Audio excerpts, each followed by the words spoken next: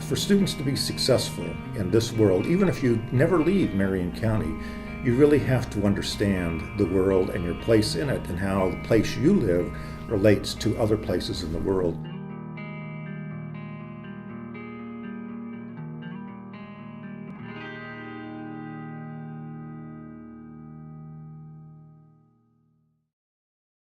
This year, International House is celebrating its 25th anniversary, and we've had over 1,000 students live at the International House in the past 25 years, representing over 107 countries. So we can say that more than half of the world has lived at iHouse.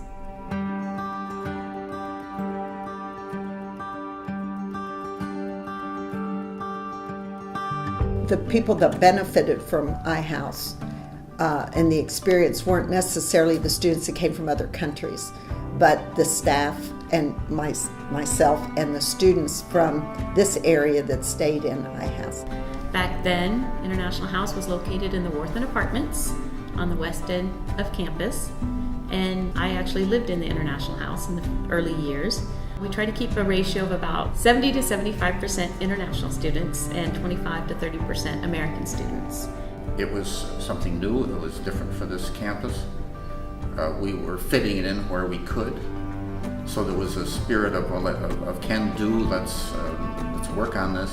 And then as they were preparing to build the Riverwalk Apartments, we had to move International House out temporarily to River Point, which is now called Park Place.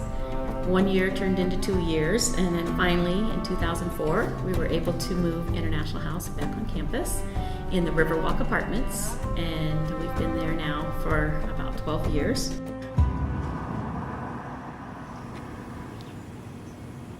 I think the story is really about IUPUI because it was a campus that really had to create itself, to invent itself, and to do things without resources. And the way we did this was an awful lot of people were willing to donate not only their time and effort, but also money and resources. And so we did things back then that would not have been possible if there weren't this spirit of generosity and the sense that we were going to create something here that would be really special.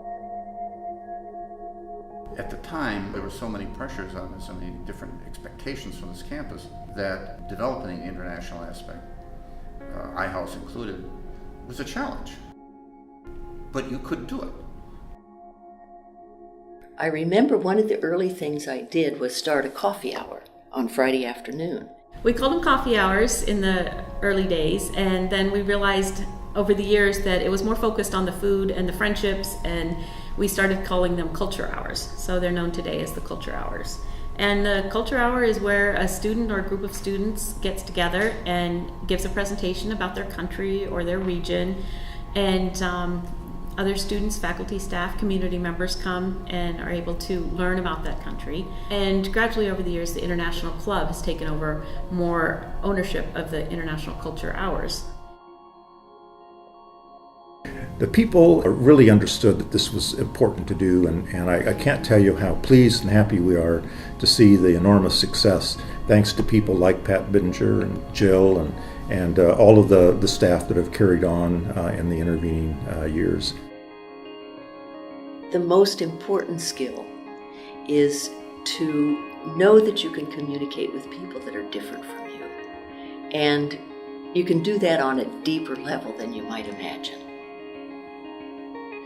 And I think particularly in Indiana, for us to put students together with people from all over the world is a real eye-opening experience. And I think it's undoubtedly changed the lives of many students who were residents at one time or another at iHouse.